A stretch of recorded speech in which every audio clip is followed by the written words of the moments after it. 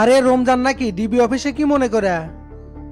আসলাম দেখার জন্য, এত সব কেমনে ঘটলো? হাইরে ভাই, কনস্টেবল সাগর একবারে বাজ দিছে সবার পেছনে।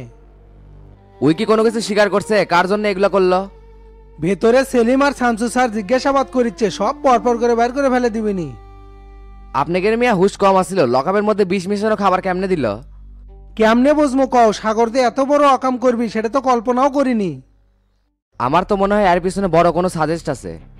কারো পাপ ঢাকার জন্য কৌশলে ওসি আর ডিএসপি কে সরানো হলো। সেটা আমারও মনে হচ্ছে, একবার খালি পরিচয় বাইর হোক তার অবস্থা খারাপ করে দিবি। সেলিম আর শামসু স্যার জিজ্ঞাসাবাদ করিচ্ছে, সেই গরম হয়ে আছে। রাজনীতির খেলা বড়ই বিচিত্র, কখন কার কোর্টে বল যায় বলা যায় না। আচ্ছা মইনুল ভাই, এখানে আসামিদের কেমনে খাবার দেওয়া হয়? ডিবি অফিসে রান্না হয়, বাবুর্চি আছে, একই খাবার আমরাও খাই আসামিরাও খাই। ঘটনাটা 11টা-12টার মধ্যে না? হ্যাঁ, ওই সময় সকালের খাবার দিতে গেছিল সাগর। তার মানে ফ্রিজের তরকারি খাওয়ানো হচ্ছে। এটা তুমি ঠিক কছো রমজান। বুঝছি, কনস্টেবল সাগরকে টোপ বানানো হয়েছে। আচ্ছা, গতকাল রাতে শেষ পর্যন্ত অফিসে কে কে ছিল? গত রাতে 12টার দিকে প্রায় সবাই চলে যায়, খালি এসআই সৈকত আর কনস্টেবল সাগর অফিসে ছিল। সৈকত কই আছে? অফিসে আসছে নাকি? না তো, ও তো নাইট করছে, একটার পরে আসবে। ওই আর আসবি না, কাহিনী তো ওর মধ্যেই লুকে আছে। আমরা তো সেটাই মনে করছি রমজান, কিন্তু সৈকতকে তো এখনো পাওয়া যায়নি। তো ওস্তাদরা কখন রিমান্ড রুমে ঢুকছে? তাও তো 1-1.5 ঘন্টা হবি। তেলে অনেক কথাই তো হলো, আসো চা খাই। আচ্ছা চলেন।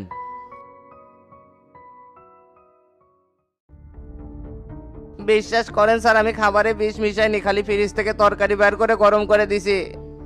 খাবার দিয়ে যখন পুনরায় পানি নিয়ে যায় তখন দেখি সেলের মধ্যে দুইজনই পড়ে থেকে কাতরাচ্ছার মুখ দিয়ে ফেনা উঠিচ্ছে।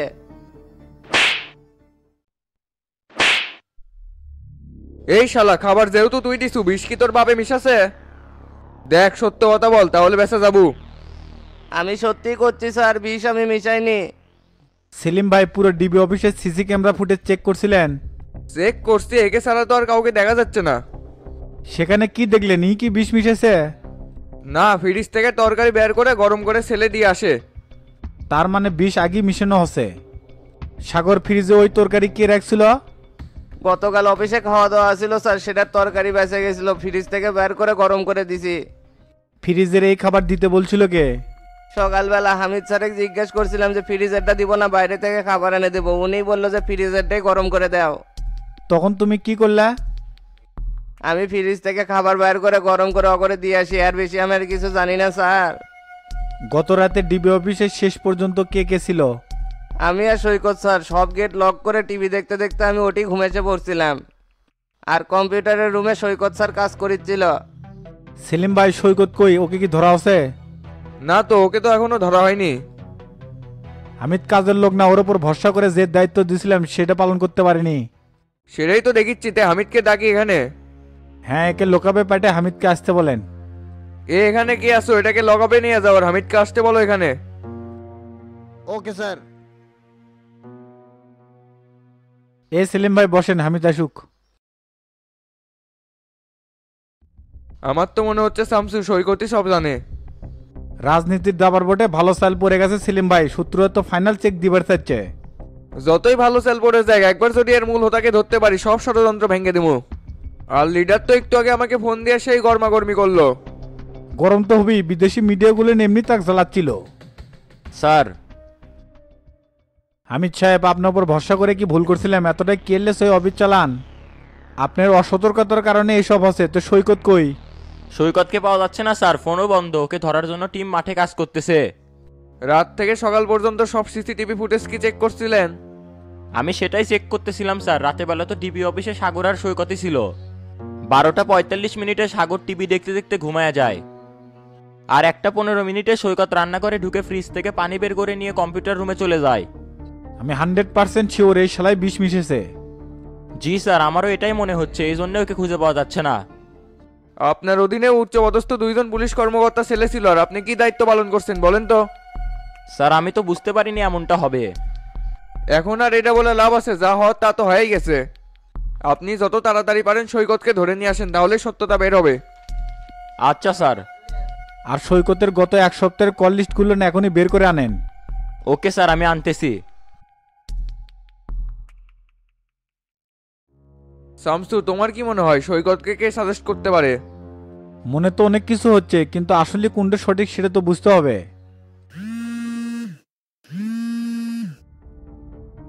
আসসালামু আলাইকুম লিডার। ওয়ালাইকুম আসসালাম। শামসু, কোথায় তুমি? আমি আর সেলিম ভাই ডিবি অফিসে আছি। তোমরা দুজনই আমার অফিসে চলে আসো তাড়াতাড়ি। আচ্ছা, আসতেছি।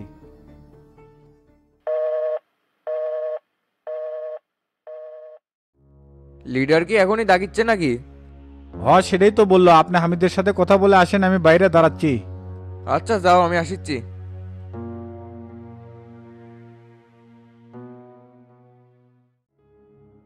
কেরে রমজান, তুই এটি কখন আচ্ছ? ঘন্টাখানিক আগে শিমুলকে বেঁধে রেখে আপনার খোঁজে আসলাম। সাথে গাড়ি আনছু নাকি? হ্যাঁ ওস্তাদ, আনছি তো। আমাদের পিছে পিছে গাড়ি লেস, সভাপতির ওখানে যাচ্ছি। আচ্ছা চলেন।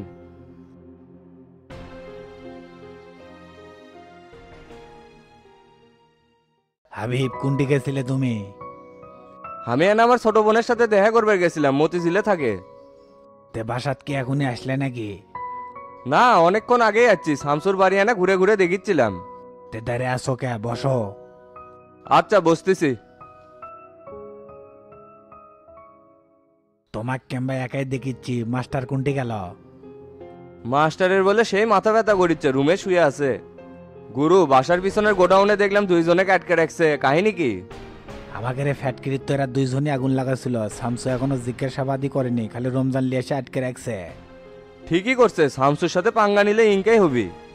কিন্তু লকআপের মধ্যে দুইজন পুলিশ মারা গেল, এটা তো দলের বদনাম হলো। এখন তো শত্রুরা শামসুর ক্ষতি করার চেষ্টা করবি। এতদিন হলে তো সেই চেষ্টাই করে যাচ্ছিল, কিন্তু সফল তো হওয়ার পায়নি। এডেলে তদন্ত চলিচ্ছে, আসল কালফিটেক ধরের বালি খেলা উল্টে যাবিনি। তে শামসু কখন আসবি গুরু? কখন যে আসে, কিছুক্ষণ আগে ফোন দিছিলাম, করতে ডিবি অফিসে ব্যস্ত আছি। নিউজে যা দেখিচ্ছি, এটা নিয়ে তো দেশে আবার বিক্ষোভ শুরু হয়ে গেল।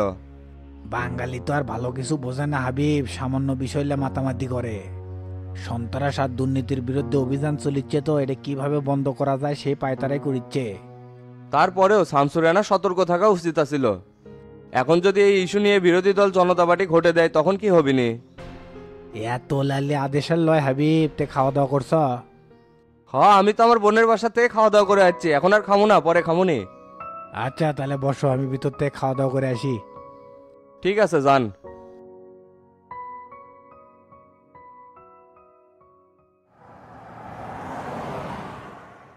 বিরোধীরা লাস্ট লে ষড়যন্ত্র শুরু করছে, মিডিয়ারা যেভাবে পিছে লাগছে, সত্য মিথ্যে তো সংমিশ্রণ করে ফেলাছে।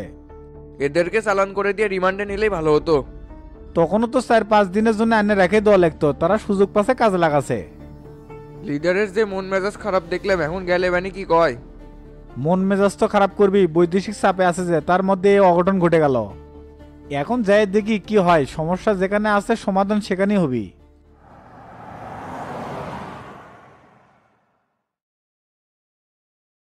স্যার আসসালামু আলাইকুম।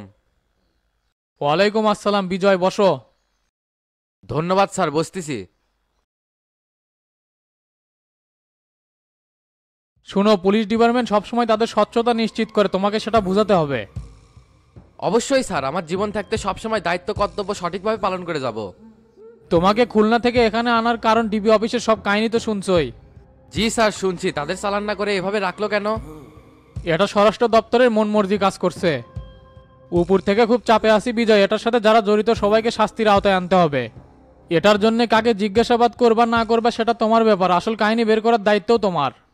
ঠিক আছে স্যার, তবে আমার 3টা শর্ত আছে। 1 নাম্বার, তদন্ত কাজে আমাকে বাধা দেওয়া যাবে না। 2 নাম্বার, কাজ শেষ না করে আমি ফিরে আসবো না। আর 3 নাম্বার, তদন্তের স্বার্থে যাকে ইচ্ছা তাকে জিজ্ঞাসাবাদ করার এখতিয়ার দিতে হবে। ঠিক আছে, 3টা শর্তই মেনে নিলাম, তোমার কাজে কেউ বাধা হয়ে দাঁড়াবে না। মাননীয় প্রধানমন্ত্রী বিশেষ ক্ষমতা বলে তুমি কাজ করতে পারবা। আমি চাই এটার সাথে যারাই জড়িত থাকুক তাদেরকে তুমি খুঁজে বের করবা। অবশ্যই, কিন্তু শামসু স্যার যদি আমার কাছে ইন্টারফেয়ার করে তখন কি করব? শামসু কিসের জন্য ইন্টারফেয়ার করবে, তার বিরুদ্ধে তো তোমার তদন্ত করতে হবে। আমার তো মনে হচ্ছে ডিবি সহ শামসু আর সেলিম এটার সাথে জড়িত আছে। না না, তারা কেন করবে এটা? ডিএসপি আর ওসিকে যদি মারার ইচ্ছাই থাকতো, লকআপে না মেরে বাইরের ক্রস ফায়ারের নাটক করে মারতে পারতো। অনুমান নির্ভর কথা আমি শুনতে চাই না বিজয়, আমি বাস্তবিক ফলাফল দেখতে চাই। তুমি ডিবি প্রধানকে নিজের হেফাজতে নিয়ে ইন্ট্রোগেট করো। ঠিক আছে স্যার, তাহলে আমি উঠলাম। আচ্ছা যাও।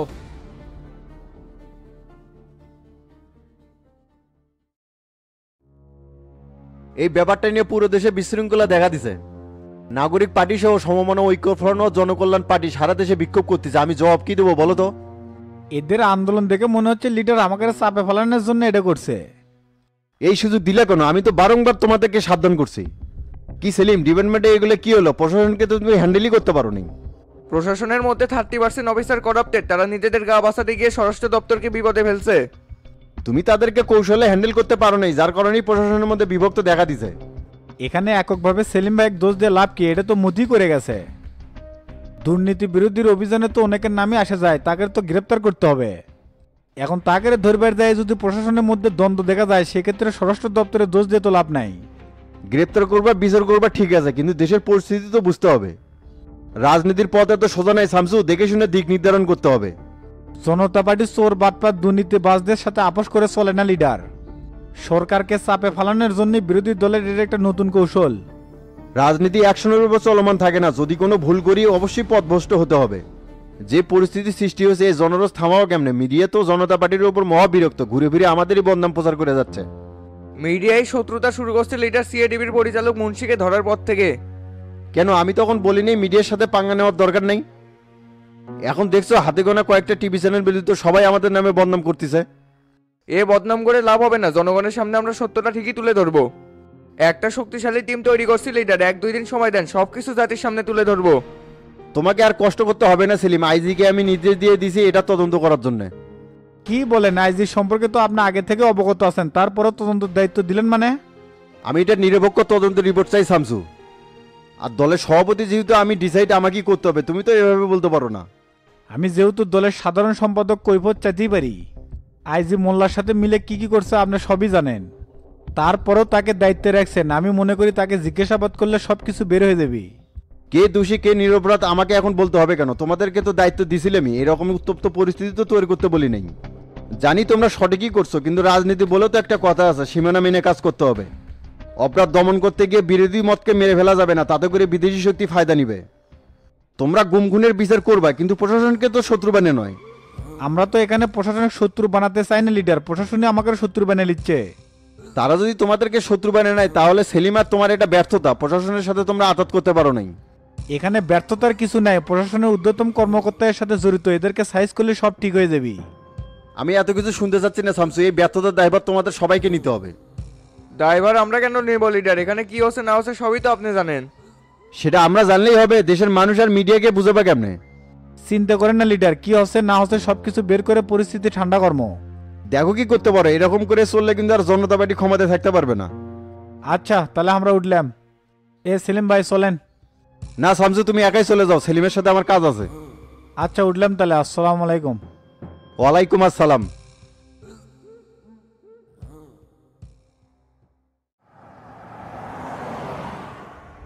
ওস্তাদ, আমার তো মনে হচ্ছে সৈকতকে ধরলে সব বাড়াবি, পুলিশ ধরার আগে আমরাও ধরে ফেলি। কথা ঠিক করছো, কিন্তু জীবিত ধরা লাগবে, পারবো না। আপনি চাপ নিয়েন না তো, এই রমজানের চোখ হলো ইগলের মতো, শত্রুকে ঠিকই খুঁজে বের করবি। বাড়ির যেহেতু আরো দুটেক বান্ধে রাখছো, সেই প্রমাণ আর দেওয়া লাগবে না। শত্রুকে খতম করবার জন্য ন্যাঙ্গর ছেড়ে আছে, এই জন্যই তো মাসুল দেওয়া লাগিচ্ছে। যেভাবে হোক ওকে খুঁজে বের করতে হবে। আপনি টেনশন মুক্ত থাকেন, বিষয়টা আমি দেখিচ্ছি। তো এখন আমরা কই যাব? বাসার দিকে চ। আচ্ছা ঠিক আছে।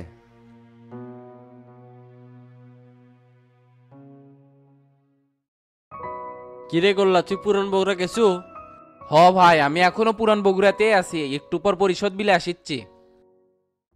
তে কিছু জানবার পারলু? জানতে পারছি বলতে রিয়ালের কথা তো সঠিক, রিয়াদ সত্যি সত্যি পুরান বগুড়াত মাথা মারিচ্ছে। কোষ কিরে, তাহলে কি তলে তলে অন্য রাজনীতি করছে নাকি? করিচ্ছে মানে ঝামেলা তো একটু আছে, আমি সামনাসামনি এসে করছি। আচ্ছা আয়, আমি পরিষদে আছি।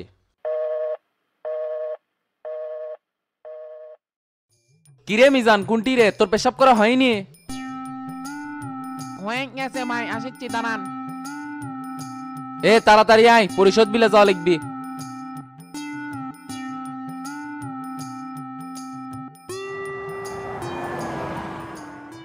এত ঘন ঘন পেশাব করিস কে? তোর কি ডায়াবেটিস হচ্ছে নাকি? কি অন ভাই, ডায়াবেটিক্স অমিকা, ইদানিং একটু পানি বেশি খাচ্ছি তাই ইনকা হচ্ছে। তে ভাই এখন রিয়াদের কি করবেন? ওই তো সত্যি সত্যি হামাগরের সাথে শত্রুতায় করছে। মাস্টার চাচা আসুক আগে এর ব্যবস্থা করমুনি। এখন পরিষদের দিকে চল। আচ্ছা ভাই যাচ্ছে।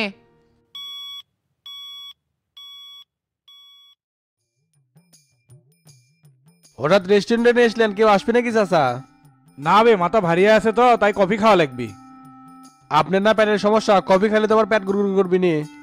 সব সময় তো হয় না, এক দুই দিন খেলে কিছু হবে না। এ ওয়েটার এদিকে আসো। জি স্যার বলেন, কি খাবেন? দুটা কফি নিয়ে আসো। হট কফি দেবো না কোল্ড কফি দিব স্যার? শীতের মধ্যে মিয়া কেউ কোল্ড কফি খায়, হট কফি নিয়ে আসো। ঠিক আছে স্যার, আর কিছু লাগবে? না আর কিছু লাগবে না, খালি কফি নিয়ে এসো। আচ্ছা ঠিক আছে স্যার। ঢাকা শহরে আবার কি শুরু হলো চাচা? বামরা আবার কিছু আন্দোলনে নামলো? নাগরিক পার্টি তলে তলে উস্কে দিচ্ছে। আমার তো মনে হয় জনতা পার্টি আর বেশি দিন টিকতে পারবি না। তাহলে তো আর আপনার এমপি হওয়া হলো না। চাচা সব দলে কি চিরদিন ক্ষমতা থাকবি নাকি? টেইলর দেখলেই হবি, জনতা পার্টি সব খুবই ভাঁজ করে ফেলাবি। নিউজে যে পরিস্থিতি দেখলাম, কেটো কাক কুবে ভাস করে ফেলায়, কিছুই করা যাচ্ছে না। আপনার কথাবার্তা শুনে মনে হচ্ছে আজকে জনতা পার্টি ক্ষমতাতে চলে গেলে আপনি বিরোধী দলে যোগ দিবেন। কিরে, তুই কি আমাকে হাইব্রিড নেতা মনে করিস নাকি রে? আমি তো আপনি কই নি, আপনি মিশাই গায়ে নিচ্ছেন। হাবিব যে তলে তলে ঢাকার ছামসুক তেল মারবে গেছে, সেটা কি আপনি জানেন? হ্যাঁ আজকে শুনলাম, এই জন্যই তো 2 দিন হলে দেখা যাচ্ছে না। মারুক মারুক, যতই তেল মারুক কাম হবি না, ওই এমপি কিন্তু আমি হমো। তে চলেন আগামীকাল ঢাকার যাই, দেশের পরিস্থিতি কি সেটাও দেখে আসি, কামটাও সেরে আসি। সরি স্যার, হট কপি হবে না, আমাদের স্টক শেষ হয়ে গেছে। এই মিয়া, তাহলে আগে করলে না কি জন্য এতক্ষণ মিশাই বসে দিলে? স্যার বুঝতে পারিনি, এর বদলে কি অন্য কিছু খাবেন? না চাচা, এটা আর কিছু খাওয়া যাবে না, চলেন। আচ্ছা চল।